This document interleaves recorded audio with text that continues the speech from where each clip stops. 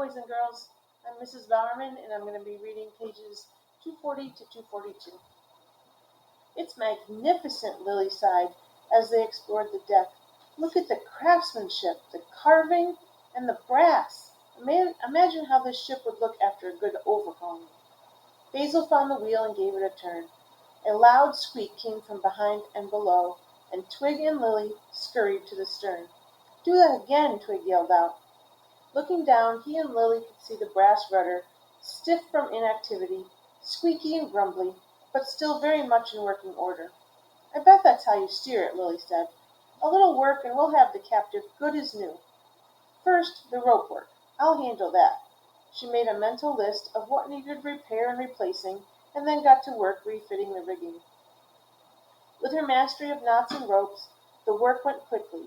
She used old fishing nets and nylon line to create a rope bridge from the ground to the bow, new rope ladders to the tiny crow's nest, and new lashings and bindings, so the sails were tight and strong.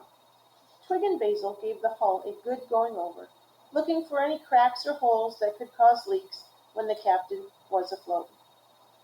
Basil found an old tube of toothpaste, mostly squeezed out. With a bit of rag, he used it to polish the old brass to a new gleam.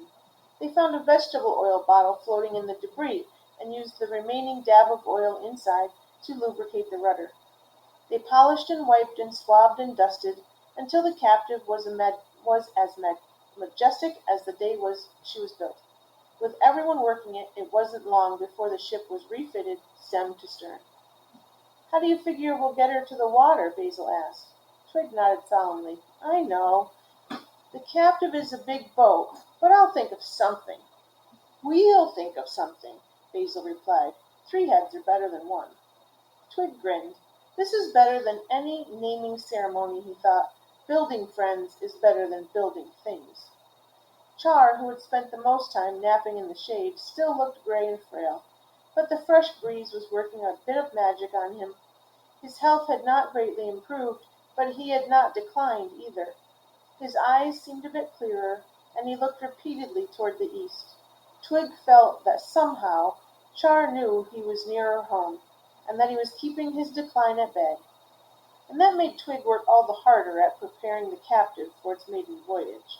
Now, it was just a matter of getting the captive into the water.